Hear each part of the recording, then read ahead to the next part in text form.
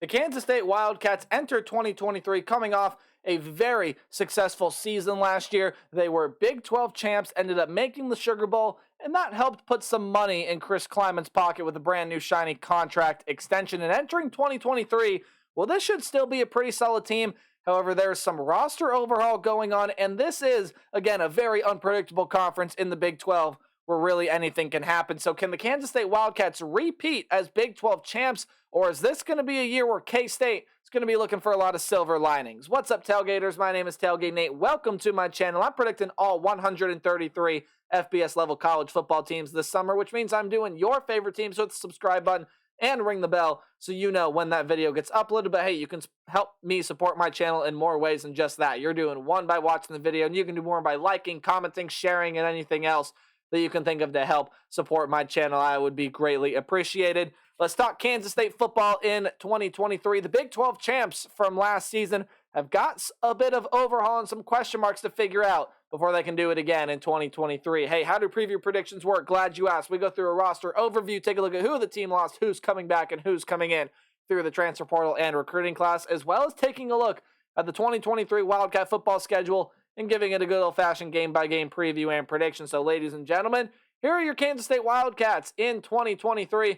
Quarterback room going to be looking a little bit different next season as Adrian Martinez, the former Nebraska transfer, is going to be gone. 1,261 yards, 6 touchdowns, and 1 interception last season. Did have some injury problems that kept him out, but was also the team's second leading rusher with 627 yards and a team lead 10 touchdowns. Who will your starting quarterback be in 2023? I think most K-State fans know, but in case you don't, it will be Will Howard. Had 1,633 yards, 15 touchdowns, 4 interceptions on almost 200 passing attempts with roughly 60% completion percentage. Was a fairly solid quarterback for Kansas State last year. Again, did have his really good and pretty bad moments, but I think if he develops, can hone in on his skill set, I think he's going to be a very good quarterback for Kansas State this upcoming season. Backup in Jake Rubley and Avery Johnson, a 4-star freshman, #1 overall rated player in the state of Kansas, comes over out of Mays High School. That, of course, is according to 24/7 Sports. Mays High School, of course, in Mays, Kansas. When you take a look at the running back room, Deuce Vaughn is going to be gone. A household name, one of the most talented backs in the country over the past couple seasons, is off the team, moving on to the NFL. 1,558 yards, 9 touchdowns for him last year, and also did it with his hands as well. Was a very good receiver for this team, 378 yards and 3 touchdowns last season. Who do you return, though? Well, DJ Giddens comes back, had himself a really good year last year, 518 yards and 6 touchdowns for him.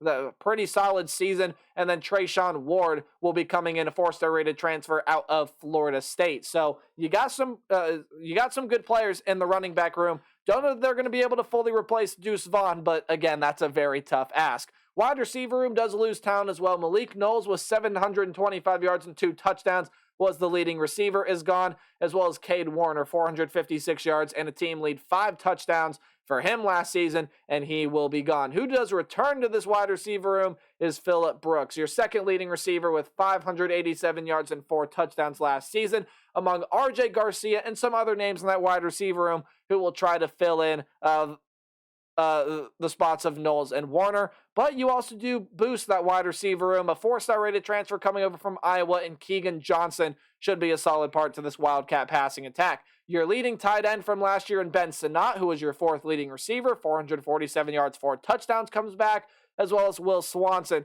to help be that backup in the tight end room. And then on the offensive line, Cooper Beebe, Hayden Gillum, Christia Duffy, and KT Leviston will all be coming back to this offensive line among some other names I could have put down there as well. And again, apologies for mispronunciations across the board, especially this one, because on the defensive line, Kansas State loses a world-class talented player, and Felix Anudike Uzama was a very, very good player for them. Did lead the team in sacks last year with 8.5, was the team's 6th leading tackler. He will be dearly missed by this defense. But Jalen Pickle and Eli Huggins are going to be some other players that are going to be gone off of this defensive line. As far as returners, Brendan Mott does come back, was second on the team with 6 sacks last season, and then Uso Seumalo will be returning, as well as Khalid Duke.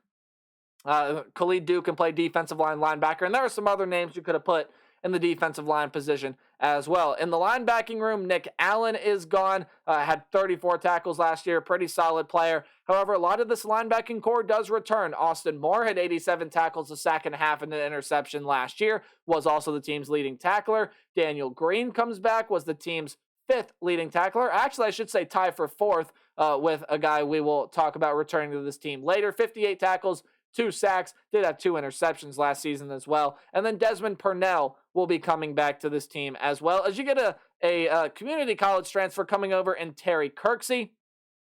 Is the 32nd overall rated player coming out of a community college according to 24/7 Sports. And a guy that's not up there, Rex Van Wy, 31st overall rated player according to 24/7, comes over as a community college transfer as well. In the defensive back position grouping, okay, this is where K-State loses a whole lot of talent.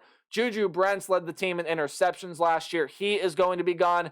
Ekoy Boye-Doe was a very solid player. He's going to be gone. Josh Hayes was the team's 3rd leading tackler and led the team with 7 passes defended. Drake Cheatham was the team's 2nd leading tackler. He's going to be gone. Sincere Mason was pretty good for this team as well. 3 interceptions for him last year. And TJ Smith. All of them are going to be gone. However, Kobe Savage does come back. He was tied for the team's 4th leading tackler last year and tied for 2nd on the team with 3 interceptions. VJ Payne does come back, as well as Jacob Parrish, and you get a transfer coming over in Marquez Sigil. He's coming over from North Dakota State, 3-star rated transfer according to 24/7. So Will Howard, I think, is a solid quarterback. I think he's got solid pieces there on the offense and the defense, even though they do lose a lot in the secondary amongst some other players that are not on the board. I like what this team is overall entering this year as defending Big 12 champs. Your head coach is Chris Kleiman, offensive coordinator Colin Klein, defensive coordinator Joe Klanderman. As we take a look at the Wildcats football schedule for 2023. Any game in green is a game where I see Kansas State being able to win easily. Any game in yellow is a game where, hey, the other team's going to put up a fight, but Kansas State, I think, will be able to win. And then red is a loss. And I think Kansas State gets a nice start to 2023 with a win over SEMO. Do not see them being much of a challenge for this Kansas State team at all. Of course, an FCS level program. But I am going to highlight this next game because I do think Kansas State is going to be able to beat the Troy Trojans, but do not sleep on this Trojan team. This is going to be a real contender in the Sun Belt Conference this year. They have a phenomenally aggressive defense and an offense that we saw last year can put up points if need be. And this is a Kansas State team that unexpectedly lost to Tulane last year. So when you take a look at this Troy team, you cannot sleep on them if you are Kansas State. That's going to be a very dangerous game. K-State's going to need to look out for that one. That's going to be a very, very physical game. And I think Troy's going to be able to push Kansas State. They're going to be able to make them work. At the end of the day, I do see K-State still being able to walk away with a win. Just a word of caution to all you Wildcat fans out there. Watch out for the Troy Trojans. Then when you take a look in week 3, you got another very interesting game on the road against Missouri, and I think they match up well with Missouri. Now, when you talk about Missouri, Brady Cook is a quarterback that I feel like can be pretty good for this team. They got a lot of transfers coming in there to help bolster not only the offense, but the defense as well. This is going to be a Missouri team that's going to be feisty. They're going to put up fights, and that's going to be a pretty solid team entering 2023. But when you take a look at this Kansas State team, I think they are going to be more physical. I think they're going to make more plays here on the road. I just think they are the slightly better team walking into this game, and I think they're going to prove it by walking out of that Missouri Stadium with a win. So starting out 3-0 here, going to be a very interesting start for the Kansas State Wildcats. When you take a look at UCF, John Rice Plumlee does come back among some great talent offensively and some really good talent defensively there as well. And Gus Malzahn has been around the block. He knows how to win. That's a very interesting UCF team entering the conversation of the Big 12 this season. I think Kansas State going to put UCF in their place here in this game. Sorry, I got to drink some water. Make sure you all stay hydrated. Very, very, very important. But UCF out here, I feel like it's going to be a very competitive team. I think they're going to be able to push Kansas State, but I think the Wildcats are a little too physical. They walk away with a win right before their bye week, and then after the bye week, you got to go on the road and play Oklahoma State. Now, don't count out the Coach Gundy at all. That's going to be a team that's going to be very competitive, but they do lose their starting quarterback for many seasons in Spencer Sanders, among some other positions that definitely have some question marks. And that's what leading me to believe this Kansas State team is going to be able to win that game. I think Kansas State is the more talented team. Going on the road, though, to play in Stillwater is going to be a very tough task for this team to do. But I think Will Howard, his group of wide receivers, and especially Giddens and Ward, are going to make some plays to make that defense pay as Kansas State walk away with a win. I think they start out 5-0, but their first blunder of 2023, I think, will come against the Texas Tech Red Raiders, who are going to be a very, very formidable team entering 2023. That's a team that has a lot of very, very nice pieces. Joey McGuire at head coach, and with Kitley at offensive coordinator, it's an offense that can put up points in a hurry, and a defense that was pretty solid last year. Yes, they do lose Tyree Wilson amongst some other names, but Texas Tech and Lubbock, that's a real Big 12 contender that they got over there, and I think they're going to hand Kansas State their first loss of 2023. With all the Kansas State loses in the secondary, I don't know if they're going to be able to keep up against the passing attack I think Texas Tech will bring this year. When you look at TCU, well, TCU did lose a lot of talent from last year. Max Duggan, Quentin Johnson, Travius Hodges-Tomlinson, among a lot of other names that I can mention there. However, Chandler Morris was the starter entering last year and ended up being replaced by Max Duggan. And then Duggan, of course, did what he did, had a phenomenal season. I think TCU still got a lot of good talent. I think it's still going to be a pretty solid football team, but I don't think they're going to be where they were last year. So the rematch of the Big 12 championship game goes the way, again, of the Kansas State Wildcats. I think the two teams in purple will battle out. It'll be a good game, but the team in purple and gray instead of purple and white will walk away victors there. Kansas State wins that game. And I also think they're going to beat Houston. I think it's going to be rough sledding for Houston this year in the Big 12 Conference, their new conference, coming over from the American Athletic. You lose Clayton Tune, you lose Nathaniel Dell, who are probably your two best weapons offensively, and it's a Houston team that I think is going to have their struggles being first-year Big 12 members. Kansas State, I think, will easily be able to beat them. I do not think they will beat Texas with all that Kansas State lost in the secondary. Quinn Ewers, Arch Manning, whoever happens to play at quarterback, and that group of wide receivers with Worthy, Nair, Whittington, A.D. Mitchell, among some other names there. Kobe Savage is a really good player, but he can't do it all by himself. I think collectively, with all the talent they lost in that secondary, they're going to need to get a lot figured out by this point, but I just do not see confidence right now to pick them over a Texas offense that I think can score a lot, and a defense that's going to be pretty solid as well. So Texas hands Kansas State their second loss, but Kansas State able to get past Baylor. Baylor's got a lot of great players defensively, and Blake Shapen comes back at quarterback, and I think this is going to be a bounce-back year for the Baylor Bears.